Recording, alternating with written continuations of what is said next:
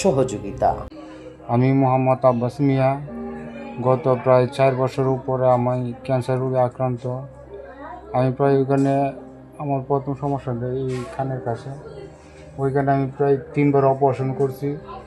3বার operation করে তৃতীয়বারের মতো দিয়ে বুক থেকে মাংস নিয়ে উপরে যখন লাগাই, তখন আমার বুক পুরোটাই এরকম অবস্থা হয়েছে, যেহেতু বড় বড় ছিদ্র মতন হয়ে গেছে।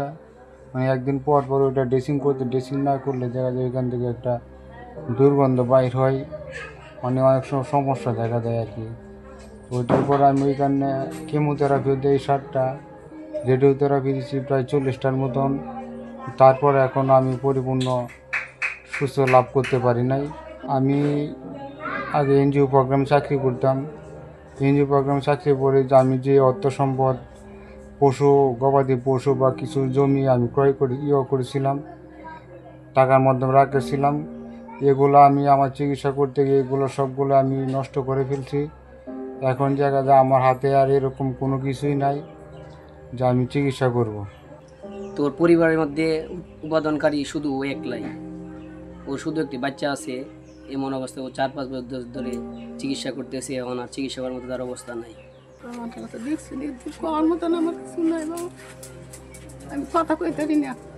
ও তো 8 বছর ধরে ধরে দেখবে পয়সা ভাঙ্গে বাবা। আমি কথা কইতে একটা নাতিন মারি দিছি গত শুক্রবারে। বাবা কথা কইতে পারি না। অনেক টাকা ভাঙছে, 6-7 লাখ টাকা ভাঙছে। ভাঙ্গা কার চিকিৎসার আর কিছু নাই। ওখান টাকা ছাড়া তার কোনো চিকিৎসা করার যেত। আমি কথা কইতেন বাবা, মানে আমি কান্দন হতে লাগে। আমার জন্ম ছাড়ি হলো, হতে মানুষেরা দিল আরো। বাবা কই আমি দেখতে শুনি তো, কোয়ার মতন আমার কিছু নাই।